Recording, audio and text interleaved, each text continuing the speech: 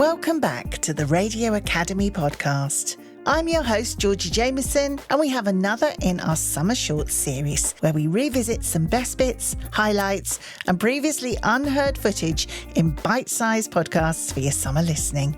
This week, we have some previously unheard audio from the Crosswires Podcast Festival in Sheffield. In this first section, we start with a flavour of the festival. Next, we get some reactions from delegates at our Radio Academy Speed Networking event. Then I chat with Ellie Clifford, who was one of our 30 under 30 class of 2024, about her start in the industry.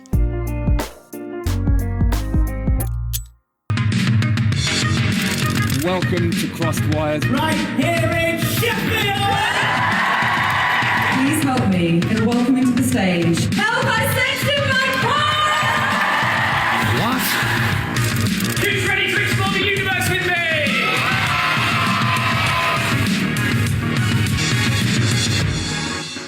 Enjoy that? Yeah, I did. It might be one of the best moments of my life. So I'm Lou Ebury. I am fairly new in doing freelance business and wanted to really understand what it is that I could get out of doing a podcast or other form of audio to reach different people. So what's the standout moment from today? What are you taking away from today's event? So I think I've got a couple of different ideas, but one of which is really about what I do is help other people solve their problems, and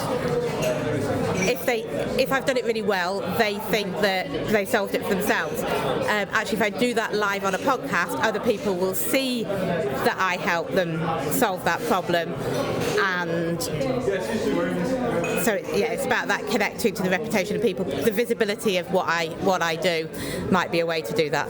I mean, how important are events like this for people who are trying to get into industry, or even like early career professionals? I mean, I think for me, I come to events like this having no idea what I'm getting out of them. I have a sort of, are you going to meet some interesting people? Are you going to learn something from it? Don't go in with a fixed mindset, and it's often something that you meet somebody and you no idea when you've met them that why they're going to be useful, but you know there's a click, and it might be 2 years down the line that person becomes relevant and interesting, or you're useful to them, or vice versa. But you just don't know when you come in with the open mind, and who knows. It is about building those networks up, isn't it? Yeah. About building the relationships with people. I came with my friend Sean, who's doing a horror podcast, because he said come. Hadn't even thought about coming to do this, but it's that open mind. Who knows? And I've got 2 or 3 really good business ideas out of doing it, and who knows where they'll take me. A really good experience. Got to meet a lot of people from different aspects of industry, which is really, and pick people's brains on things that you're not 100% sure about, which is great for someone like me that's trying the best to figure something out. It's great. Loved it and met some really interesting people. My name is Sean D. Wilson. I came here because I have had a media career in New Zealand, where I'm from, and I was like, I haven't had a media career since I moved to the UK. Let's try to see if there's any leads here, and I just wanted to come to the festival and see all the shows here. So what have you found from today's event? How has it gone for you? Yeah, it makes me feel like a little more optimistic that I can at least maybe pick up some freelance gigs here and there. I think because I'm on a youth mobility visa and there's been the constriction of media in general around the world, that it hasn't been something I'd be able to get into. Also, I'm based in Edinburgh, which is not a media-focused city.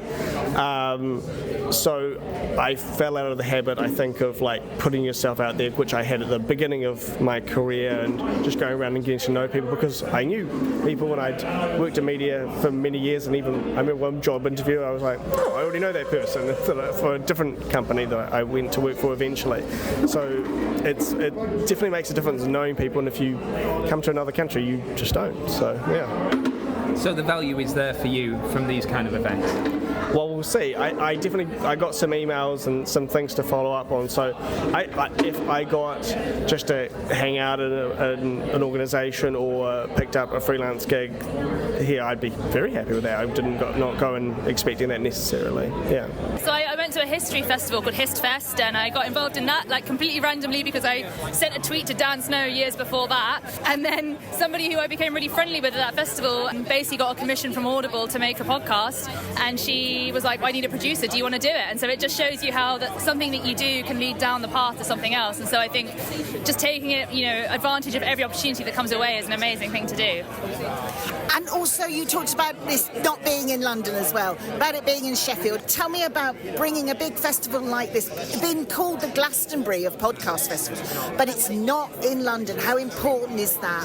I just think it's amazing, and I think, do you know who runs Persephonica and is such a central part of this podcast festival? I joked about this morning. If you talk to him for longer than 30 seconds, he'll probably tell you about how much he loves Sheffield. So I think it's a real testament to him and to the whole team about doing something amazing that isn't just in London. Like, he's really passionate about opening the industry, especially to people from a working class background and especially to people from the north. Excuse my southern accent, but I think it's a really great and noble thing to do. And yeah, it's just amazing. I went for a drink with 2 BBC commissioners, and it was amazing to be like, we're doing this in Sheffield, not in London, right? And like, I think bringing it out and meeting all the people today who are like at university in Sheffield, for example, it's just great to have an opportunity to do this not in London.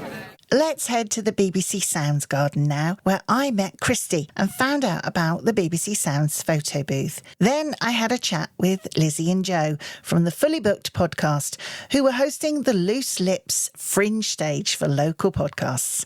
And finally, we'll let festival creative director Greg James have the last word. So it's just a digital photo booth, so you can get a glimpse of what it's like to be in BBC studio. Basically, you just have your photo taken here and it'll get sent straight to your phone. So then you can use it, you can post it, you can tag us. And you can share it, so if you'd like to have a go. I'd love to have a go. Okay, so you can strike a pose with the microphone there. Just actually work, people have been singing the heart song. Oh, have they? Once I press it, she'll have 5 seconds, so you let me know when you're ready. Okay, yeah, this is as good as it's going to get.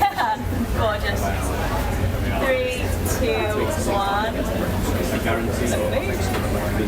So now all you need to do is scan this QR code and it appears. So today I'm just part of the BBC Sounds Garden team, so we're just all floating about, making sure everyone's having a great time, making sure all the headphones work. And I am a continuity announcer, so I provide voice to the links between programmes.